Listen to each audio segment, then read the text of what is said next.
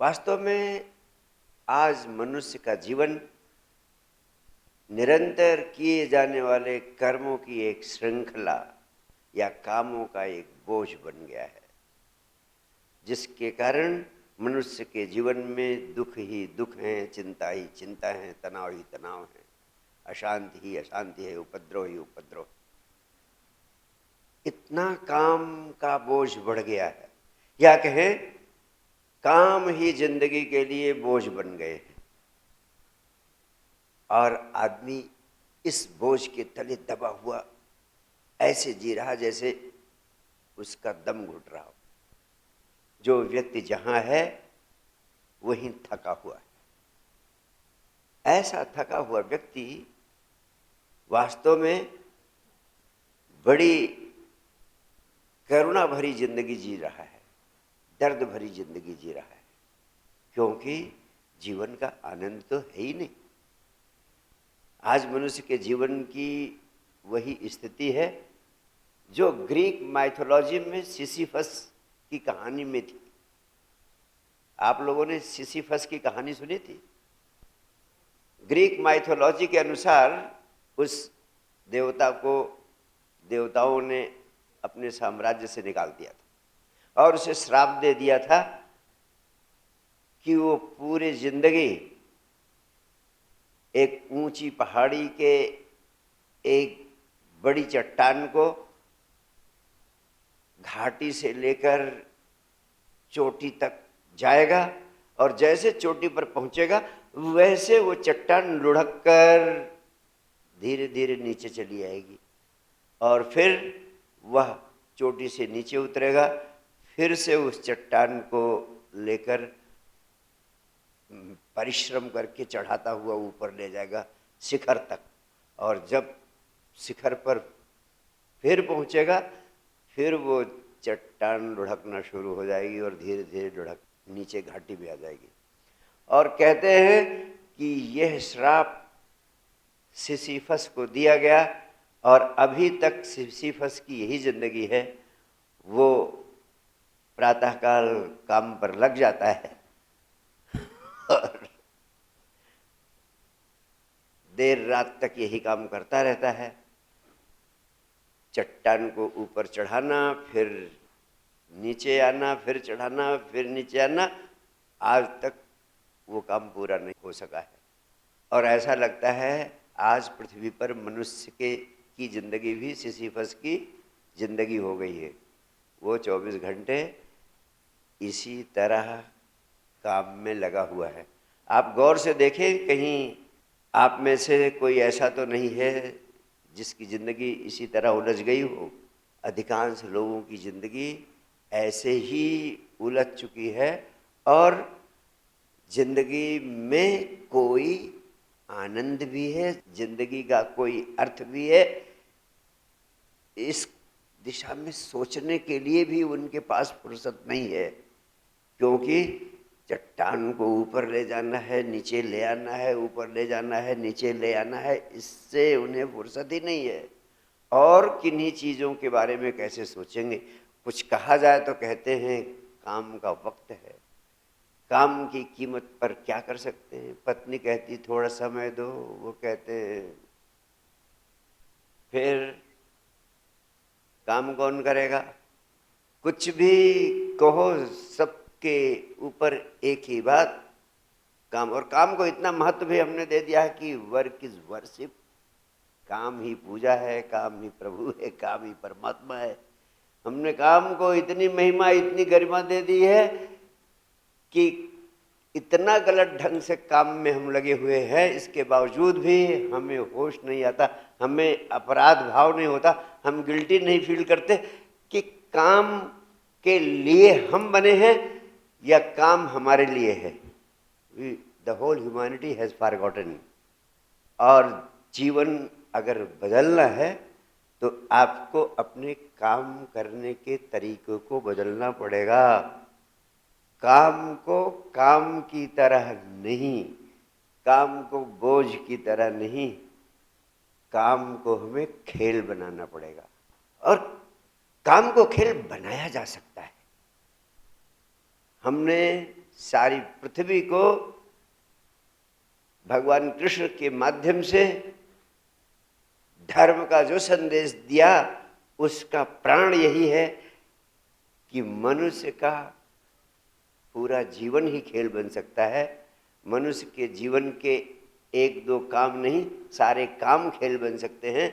यहाँ तक कि महाभारत का युद्ध भी खेल बन सकता है।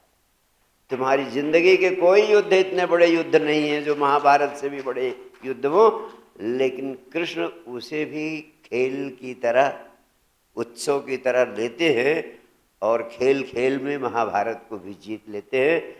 मैं तुम्हें वो कला सिखाना चाहता हूँ जिससे तुम्हारी जिंदगी कामों का बोझ नहीं बल्कि जीवन का महोत्सव बन जाए, जीवन का उत्सव बन जाए और सारे काम करते हुए भी आप खेल पूर्ण बने रहें। अगर काम को खेल बना लेने की कला आपको आ जाती है तो सबसे बड़ा लाभ ये होगा कि कामों को करने में आपकी कार्य कुशलता भी बहुत तेजी से बढ़ जाएगी। और दूसरा लाभ क्या होगा, काम को करते समय भी आपको लगेगा जैसे आप नृत्य, गीत और संगीत में डूब गए हैं। अलग से नाचने, गाने और उत्सव मनाने की ज़रूरत कम हो जाएगी। आप 24 घंटे तरोताज़ा रहेंगे। लेकिन अतिशय कामवादी लोग, वर्कहोलिक लोग, इन्होंने जिंदगी को चिंता, तनाव, उदासी, निराशा से भर दिया। आज बड़े पैमाने पर लोग एंजाइटी और डिप्रेशन का शिकार हो रहे हैं। सिर्फ इसलिए हो रहे हैं क्योंकि उन्हें काम को खेल बनाने की कला नहीं आती है। वो घर का काम लेके दफ्तर में चले जाते हैं, दफ्तर का काम लेके घर में चले आते हैं और यहाँ का काम वहाँ, वहाँ का काम यहाँ, सब कुछ गड्ढ-मड्ढ हो जाता है और सारी जिंदगी इतना जटिल, इतना कॉम्प्लिकेटेड हो जाती है कि स्वयं का कोई होश ही नहीं रह पाता है। मनुष्य को छोड़कर सारा अस्तित्व उत्सव में संलग्न है। आप गौर से देखें, गंगा कल कल निरंतर बहती जा रही है, नाचती हुई सागर तक पहुंच जाती है। बादल आकाश में तैर रहे हैं, हवाएं चारों तरफ बह रही हैं, पेड़ पौधे, पशु पक्षी सब अपने रास रंग में, रंग रास में लगे हुए हैं। उनका चहकना, उनका चहचहाना, उनका उत्सव मनाना निरंतर जारी है। सिर्फ आदमी है जिसकी शक्ल बिगड़ गई है। किसी आदमी को गौर से देख लो तो लगता है इसके चेहरे पे 500 जूते पड़े हुए। इसलिए मैं गौर से देखता ही नहीं किसी की शक्ल जल्दी से। सब जगह उत्सव है, केवल मनुष्य के जीवन में उत्सव नहीं है। मनुष्य के जीवन में मनोरंजन है। क्या है? मनोरंजन। और उत्सव और मनोरंजन में बड़ा फर्क है। उत्सव का सबसे महत्वपूर्ण आयाम है कि उत्सव में आप पार्टिसिपेट करते हैं, खुद आप सम्मिलित होते हैं। अगर नाच हो रहा है तो उस नाच में आप भी थिरकने लगते हैं। You become a part of the dance. लेकिन मनोरंजन में एक आदमी नाचता है और 10,000 लोग देखते हैं। और जो 10,000 निष्क्रिय होकर देखते हैं और ताली बजाते हैं, उनको लगता है वे उत्सव मना रहे हैं, लेकिन वो उत्सव नहीं है। वो सिर्फ उत्सव के नाम पर स्वयं को धोखा देना है। एक आदमी बांसुरी बजाता है, आप ताली बजाते हैं। ऐसे ही जैसे फिल्मों में नायक नायिका डांस करते हैं, प्रेम करते हैं, आप न डांस करते हो न प्रेम करते हो, दूसरे को प्रेम करते हुए देखते हो कि दो लोग प्रेम कर रहे हैं और आप उसका आनंद ले रहे हैं। जरा सा भी अगर गौर से देखोगे तो तुम्हें कितनी स्वयं के प्रति हीनता का भाव होगा कि आपके भीतर इतनी भी ऊर्जा नहीं है, इतनी भी तरंग नहीं है कि खुद प्रेम का आनंद ले। इसके बजाय आप दूसरों को प्रेम करते हुए देखने का आनंद लेती है। इसीलिए अल्बर्ट कामू के पुस्तक में मैं 4 बार उसको गौर से पढ़ा कि क्या कह रहा है, ये तब मेरी समझ में आया। वो कह रहा था कि मैं अक्सर कह देता हूँ आपसे कि वो समय दूर नहीं है, अभी तो लोग दूसरों को नाचते हुए प्रेम करते हुए देखते हैं।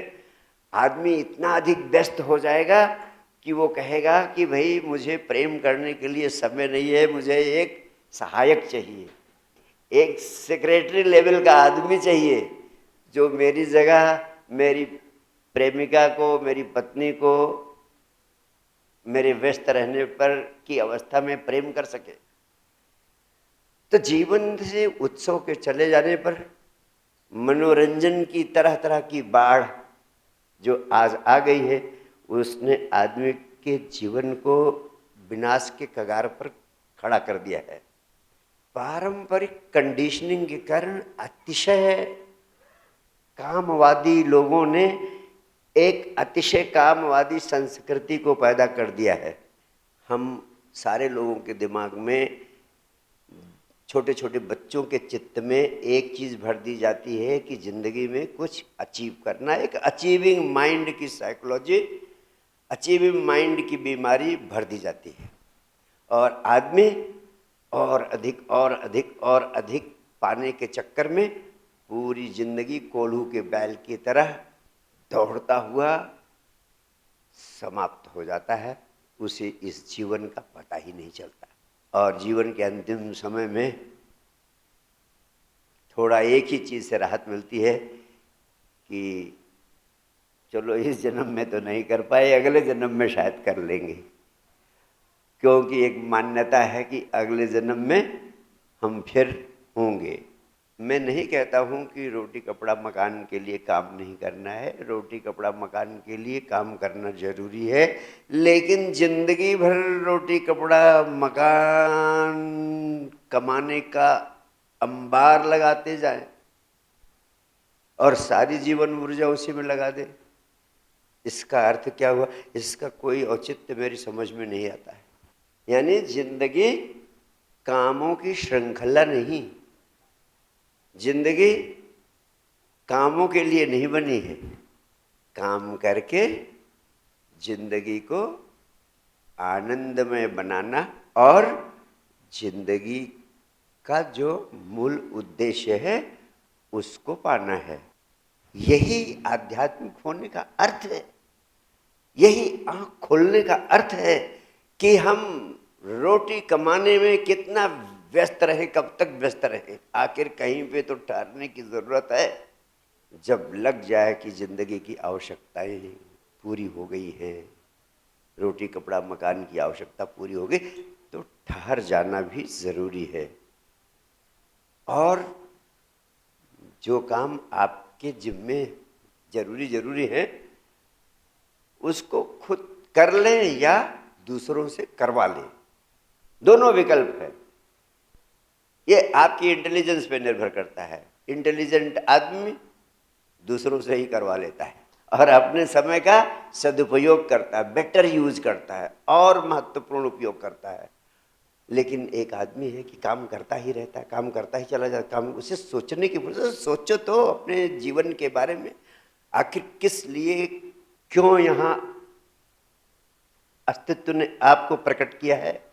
काम करने में लगे रहते हो तो फूल के ऊपर मत होना कि अब तो आप तो काम ही पूजा सिद्धांत के अनुयायी हो, इसलिए आप बहुत बड़े आध्यात्मिक व्यक्ति हो। जापान में औद्योगिकरण इतना तेज हुआ, वहाँ कॉमर्स इंडस्ट्री इतना तेज बढ़ी, वहाँ तो कारखानों में काम करने के लिए अब रोबोट्स भी लगाए जा रहे हैं।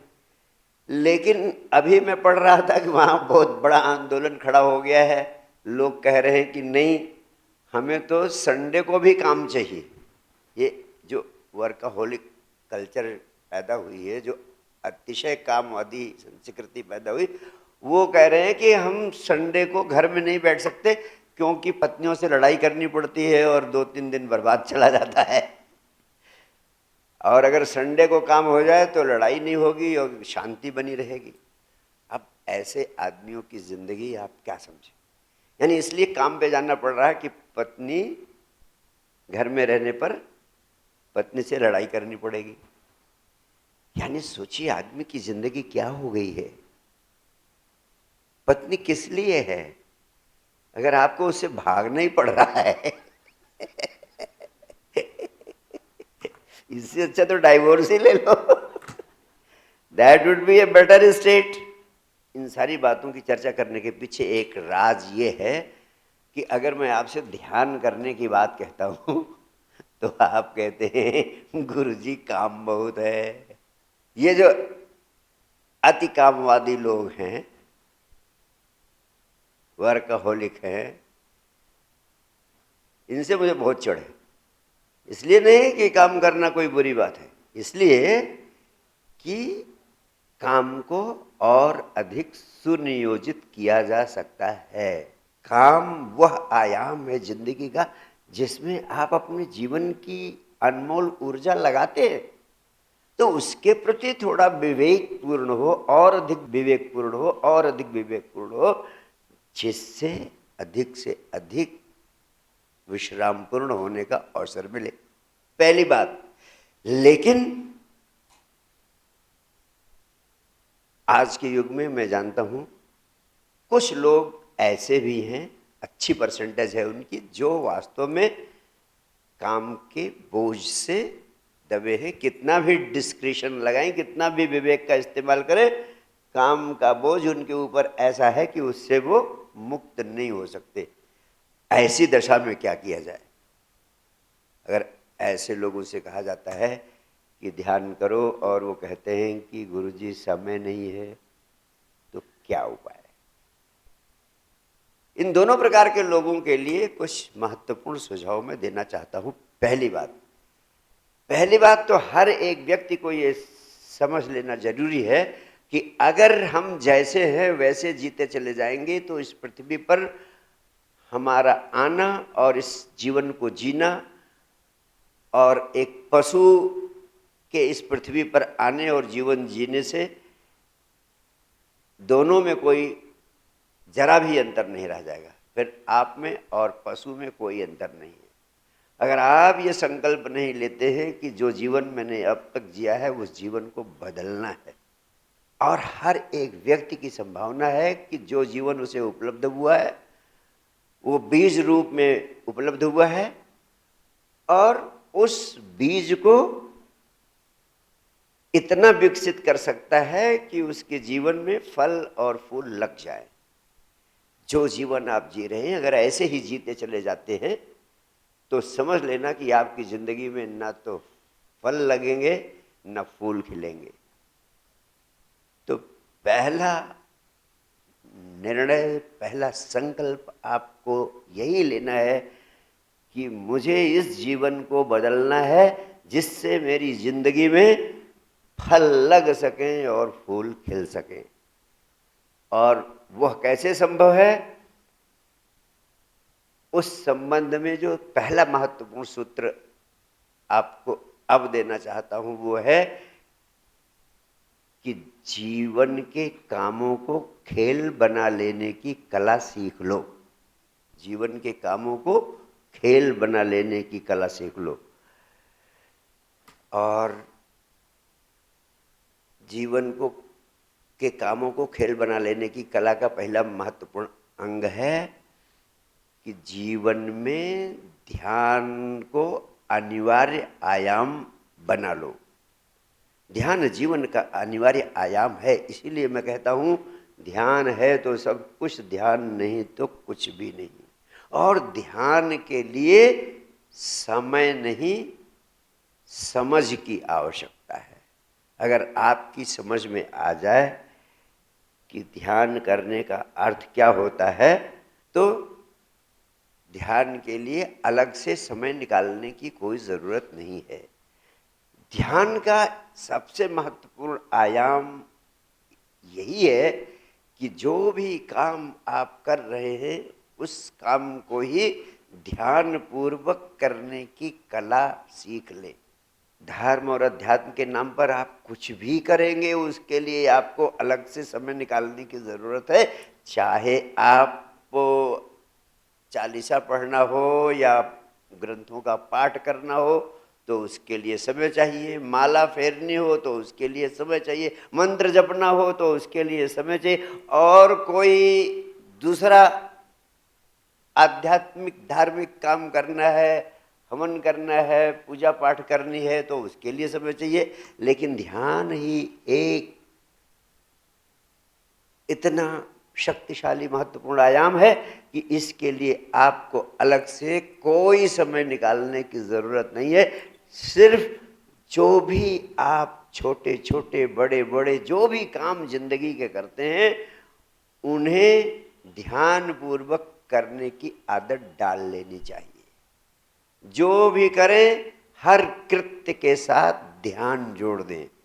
जब आप हर कृत्य के साथ ध्यान जोड़ देते हैं तो वो कृत्य खेल बन जाता है।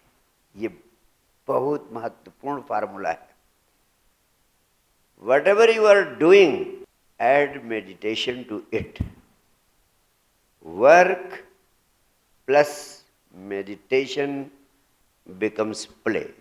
जैसे मैंने बताया कि एक गिलास पानी आपको पीना है तो जितनी देर पानी पीते हैं उतनी देर इतना स्वाद लेकर पानी पिए कि आपकी पूरी ऊर्जा पानी पीने में लग जाए।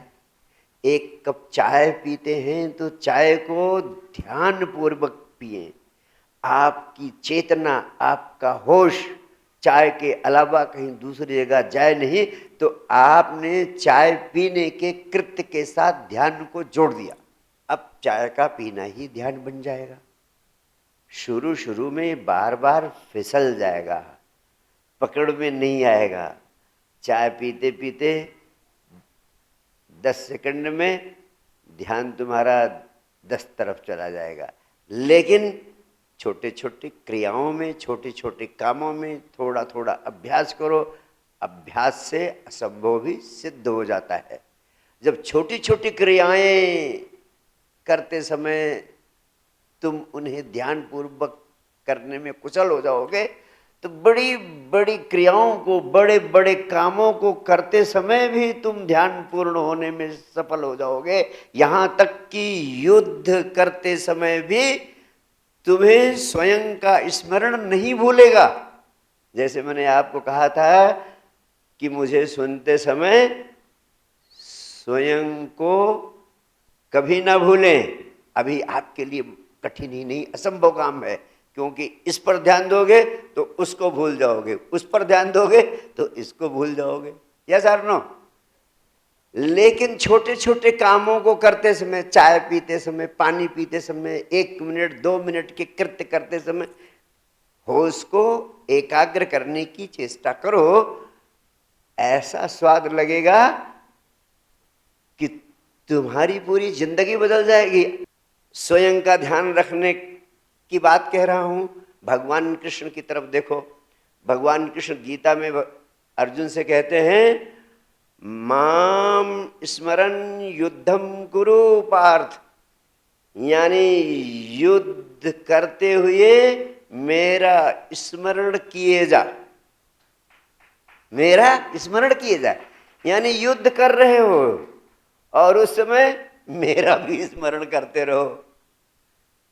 इधर धनुष बाण चल रहे हैं, सेनाएं चारों ओर से गरज रही हैं, शंखनाद हो रहा है, और इस बीच भगवान कृष्ण कहते हैं अर्जुन से कि तुम युद्ध भी करते रहो और युद्ध करते समय मेरा स्मरण बनाए रखो।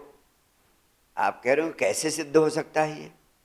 मैं ऐसे कह रहा हूं, छोटे छोटे कामों से शुरू करो। और मैं अपने अनुभव से प्राप्त उपलब्धियों के आधार पर on the basis of my own authenticity हर बात कहता हूं। इसलिए तुम भरोसे से उस दिशा में कदम उठा सकते हो और चमत्कारी परिणाम हासिल कर सकते हो। लेकिन छोटा सा संकल्प आपको लेना पड़ेगा कि गुरुदेव ने इतने प्राणों से चीख चीख कर कहा है तो मुझे करना है। अगर इस भाव से आपने कदम उठा लिया तो मैं वचन देता हूं आपकी जिंदगी बदल कर रहेगी। आप युद्ध करते समय भी स्वयं का, परमात्मा का स्मरण करने में सक्षम हो जाएंगे। और ये 21वीं सदी के व्यक्ति के लिए जो सबसे विस्फोटक आध्यात्मिकता है वो मैं आपको उपलब्ध कराना चाहता हूं। जब तुम जिंदगी के कामों को ध्यानपूर्वक करने लगोगे तो सबसे बड़ा लाभ ये होगा कि आपकी एफिशिएंसी, आपकी कार्यकुशलता उस कार्य में बढ़ जाएगी।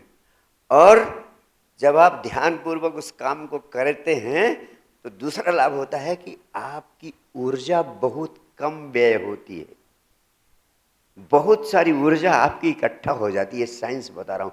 जब ध्यानपूर्वक एक काम में आप पूरी ऊर्जा लगाकर उस काम को करते हैं तो आपकी ऊर्जा का क्षरण नहीं होता। 50% ऊर्जा में 100% काम हो जाता है। क्यों?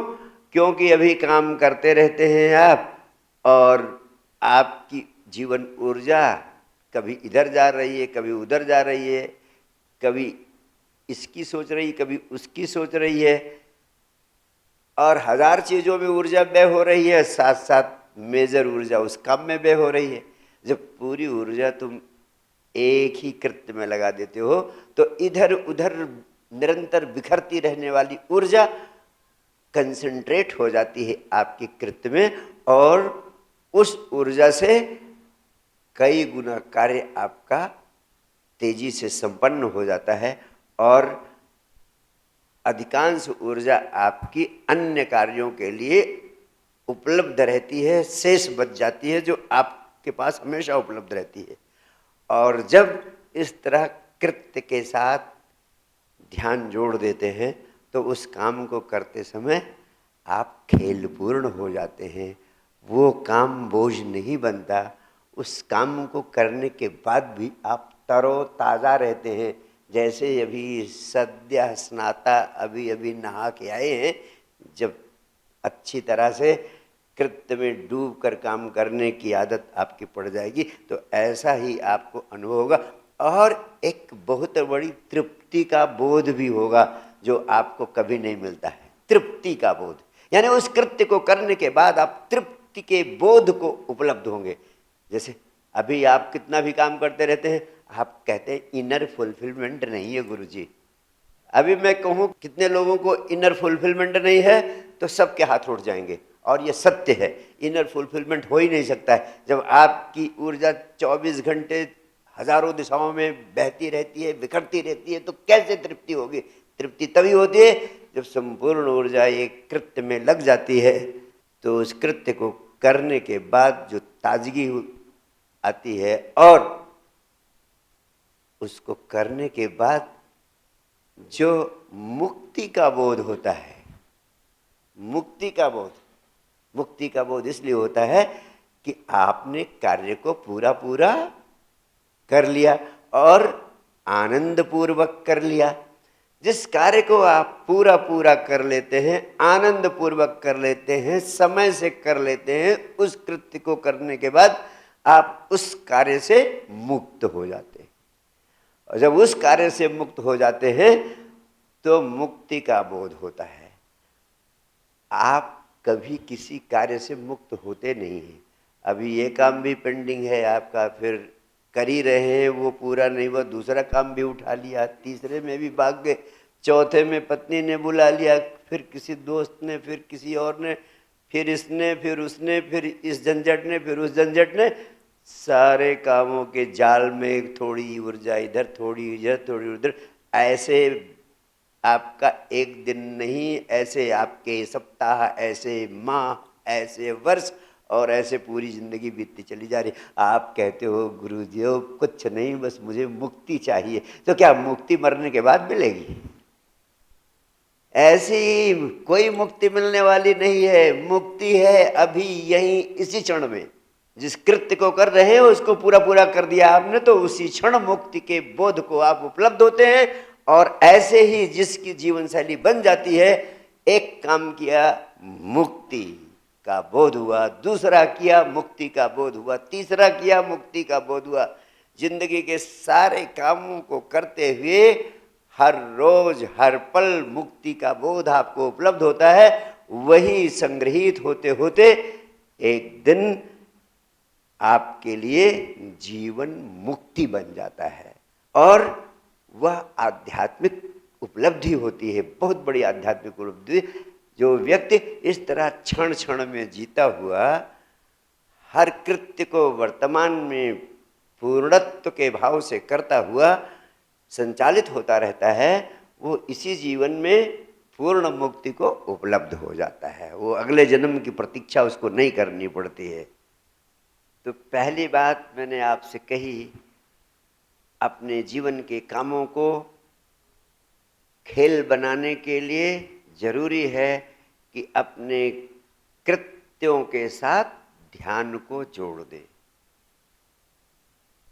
और दूसरा उपाय है, काम को खेल बनाने के लिए ऐसे काम अपनी जिंदगी के लिए चुने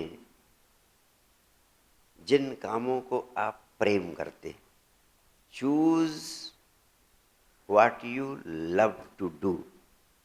सामान्यतः यही होता है कि आदमी जिंदगी में ऐसे कामों में लगा हुआ है जिस कामों को करना उसके लिए बोझ है, करना नहीं चाहता है लेकिन करना पड़ रहा है। और जीविकोपार्जन का काम अत्यंत महत्वपूर्ण है। उसको चुनते समय अपने बच्चों को भी आप सहयोग दें, खुद अपने काम के लिए भी आप स्वयं पर विशेष ध्यान दें। उसी काम का चयन करें जो आपको भीतर से करने की वृत्ति होती है, जिसे करने के लिए आपके भीतर आंतरिक रूप से प्रेम उमड़ता है। भीतर से जिन कामों को करने की तरफ आप आकर्षित होते हैं, क्योंकि तभी आप उस काम को पूर्णता से करने में पूरी ऊर्जा लगा सकेंगे। अगर किसी अन्य कंसिडरेशन से आपने उस काम का चयन किया है तो आप केवल उस कंसिडरेशन को पूरा करने के लिए उस काम को करेंगे, अपनी आपकी पूरी ऊर्जा उस काम में नहीं लगेगी। तो ये काम अत्यंत महत्वपूर्ण है। इसीलिए do what you love to do. अधिकांश लोग अधिक धन मिल जाएगा इस काम को करने से, या प्रतिष्ठा मिल जाएगी इस काम को करने से, या अन्य किसी कारण से ऐसे कामों को चुन लेते हैं जिन्हें वे करना अपनी जिंदगी का प्रेम नहीं समझते। ऐसे कामों को करते हुए आप कभी उस कार्य में टोटल नहीं हो सकते हैं। Unless you are total in the act you are doing, जिस काम को कर रहे हैं अगर आप उसमें एब्सोल्यूट इन्वॉल्वमेंट के साथ पूर्णता से लग कर नहीं कर रहे हैं तो वो कार्य आपके लिए बोझ बनेगा और आप उसमें ध्यान जोड़ भी नहीं पाएंगे। तो choose consciously the things which you are doing in your life. Choose consciously the things you are going to do in your life.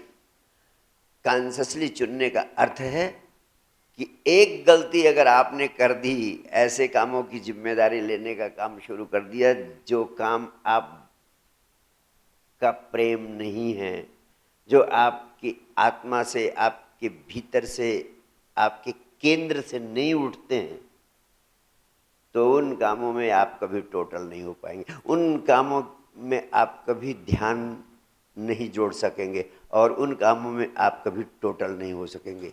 इसीलिए भगवान कृष्ण बड़ी महत्वपूर्ण बात कहते हैं। वो कहते हैं स्वधर्मे निधनम श्रेया पर धर्मो भयावह। यानी जो आपका स्वधर्म है उसको करते हुए अपनी पूरी जान लगा दो उसमें। उसके लिए अगर जान भी देनी पड़े तो भी उसी काम को करना। किसी दूसरी चीज के लालच में कोई दूसरा काम मत करना। वही करना जो तुम्हारा स्वधर्म है। स्वधर्म का मतलब हिंदू मुस्लिम सिख ईसाई धर्म नहीं। स्वधर्म मीन्स योर इंट्रिंसिक नेचर, आपकी आंतरिक वृत्ति क्या है। हर व्यक्ति की अपनी अपनी आंतरिक वृत्ति है।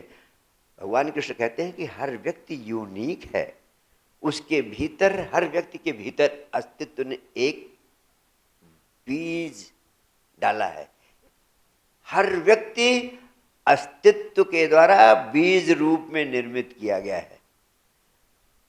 तो वो जो बीज है, जो इनर सॉफ्टवेयर है आपका, वही आपकी आंतरिक वृत्ति है, वही आपका स्वधर्म है। और वह आप ही तय कर सकते हैं कि आपकी आंतरिक वृत्ति क्या है।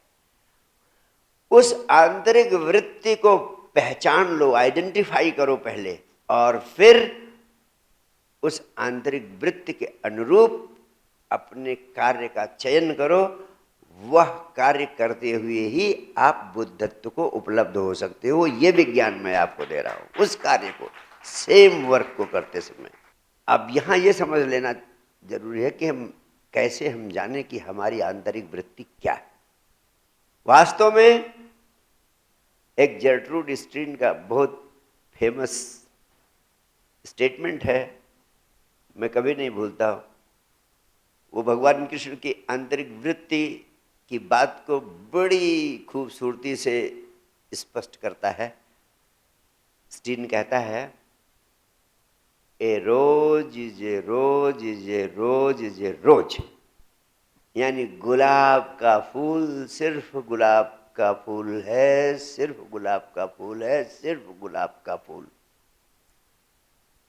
यानी आपके जीवन के दो ही उद्देश्य हैं।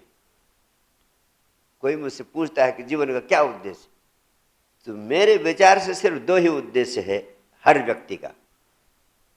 पहला, अपने इंट्रिंसिक नेचर को, स्वधर्म को जान ले, और जैसे एक गुलाब का फूल सिर्फ गुलाब का फूल, सिर्फ गुलाब का फूल, सिर्फ गुलाब का फूल है, तो तुम भी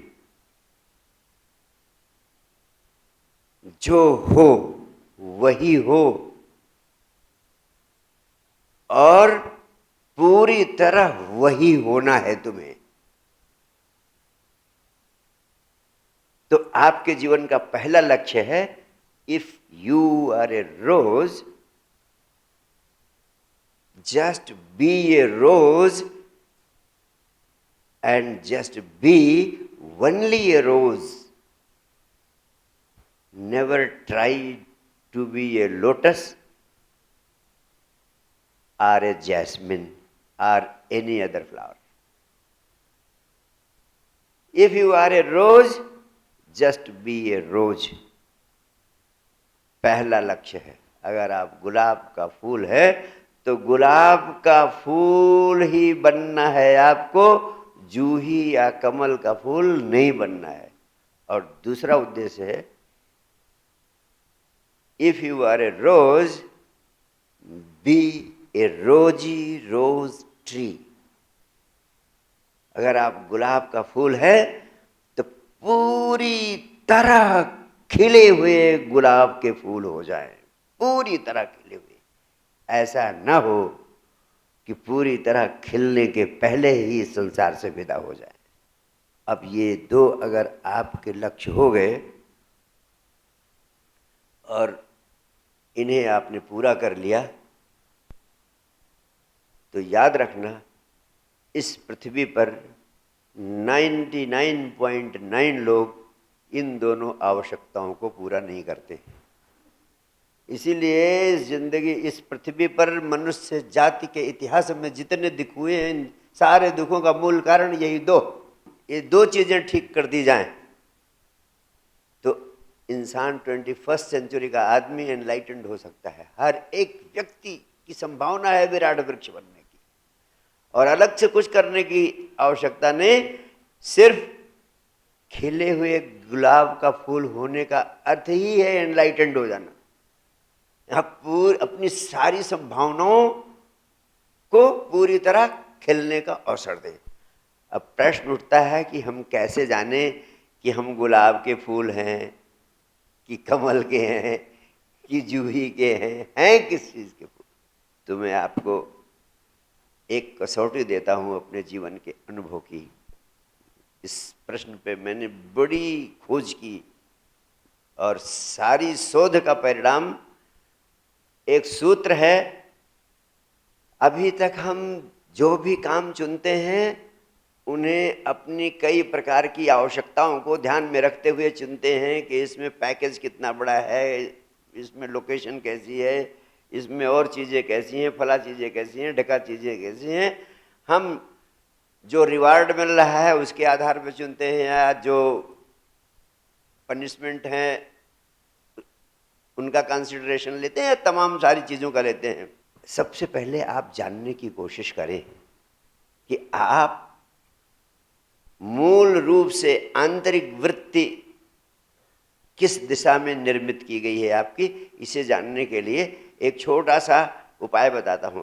आप थोड़ी देर को आंख बंद करके गौर से देखें कि अगर आपको इस पृथ्वी पर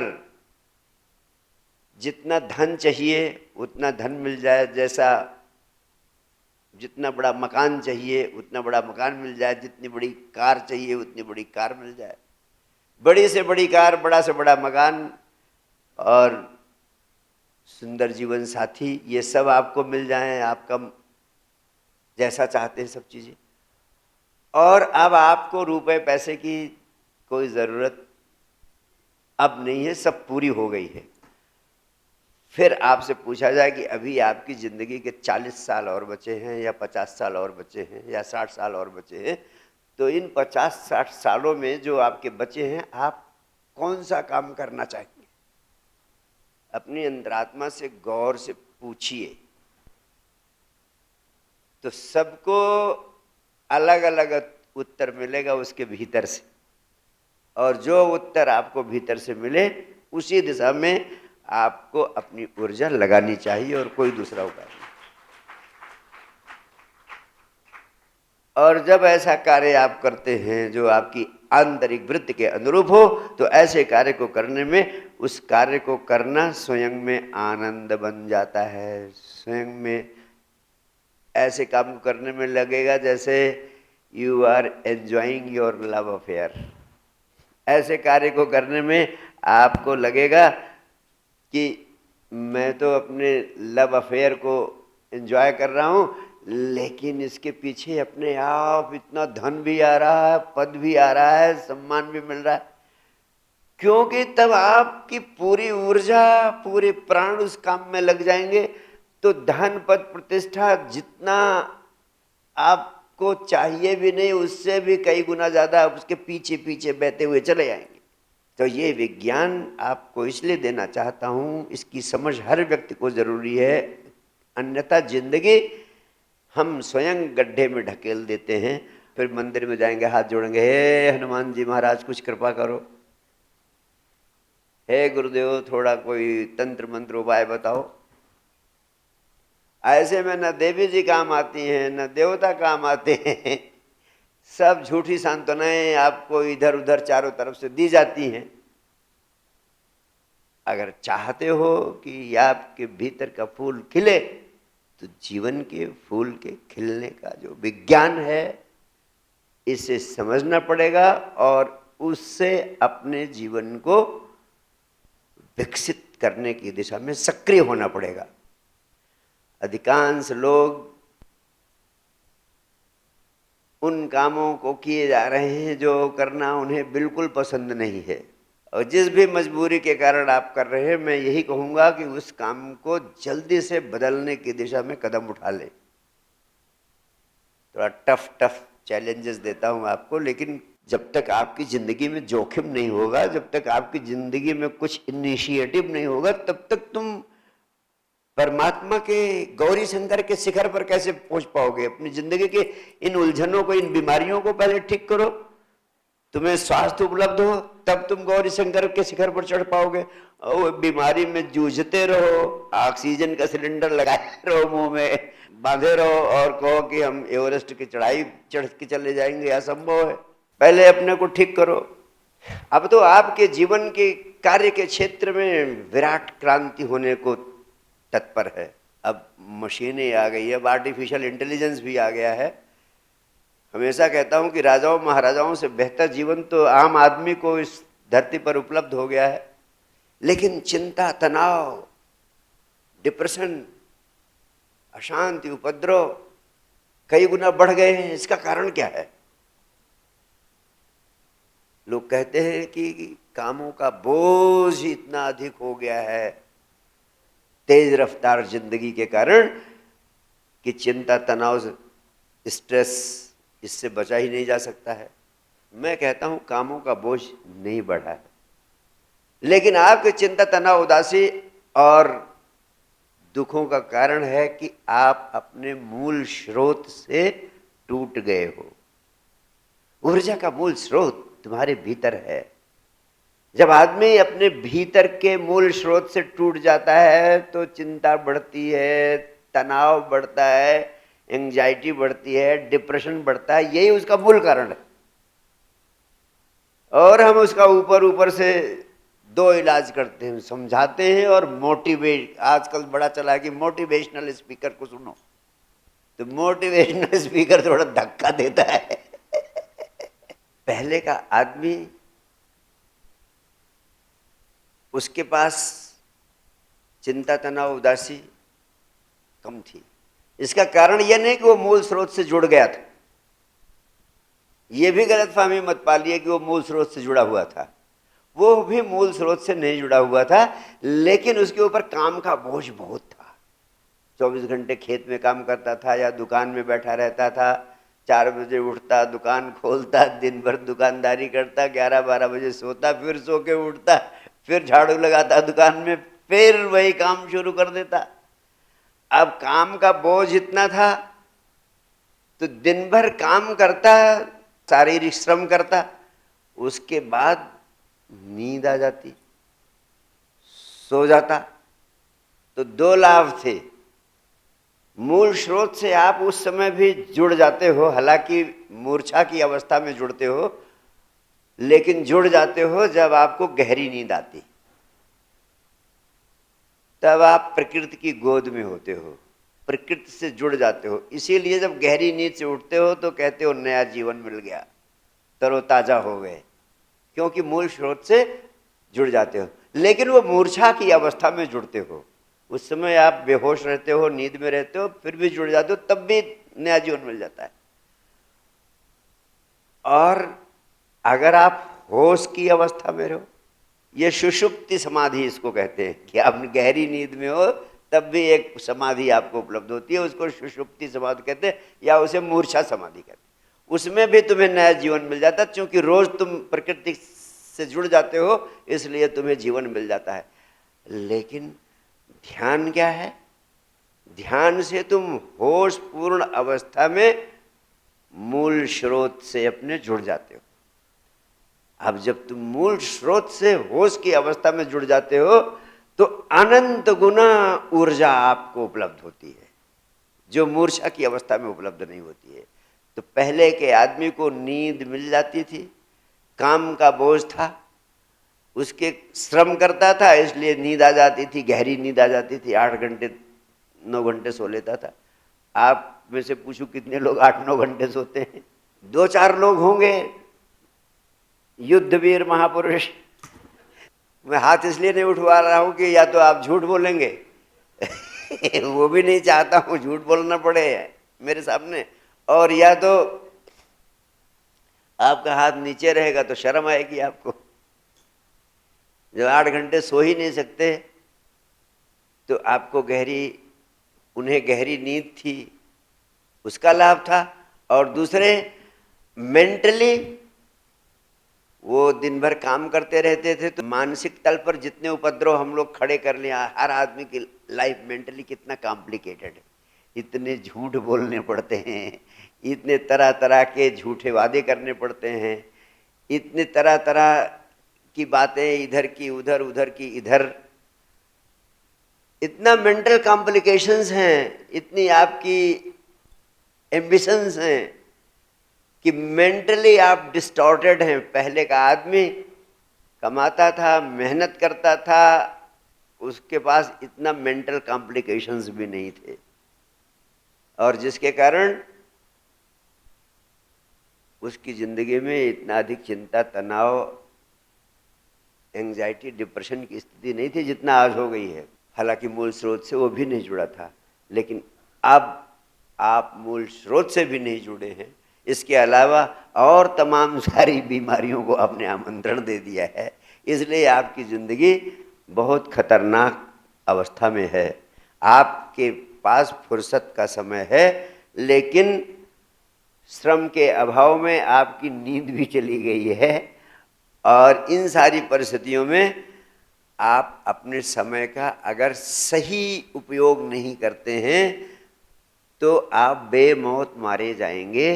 हर आदमी बहुत जल्दी 2-4 साल के भीतर ही एंजाइटी, डिप्रेशन, कैंसर या अन्य तरह तरह की नई नई कॉम्प्लिकेशंस का शिकार होने से अपने को बचा नहीं पाएगा।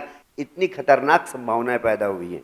मेरा तो कहना है, जो फुर्सत का समय आपको मिला है और जो मैं एक महत्वपूर्ण आयाम आपको उपलब्ध करा रहा हूँ, कार्य के साथ ध्यान को जोड़ने का, अपनी आंतरिक वृत्ति के अनुरूप काम को चुनने का, starting something to do that you love, इन सब चीज़ों को करने से एक बहुत बड़ा रूपांतरण आएगा जो आपकी ज़िंदगी को ऑप्टिमम पोटेंशियल तक, अल्टीमेट पोटेंशियल तक पहुंचाने में सफल होगा।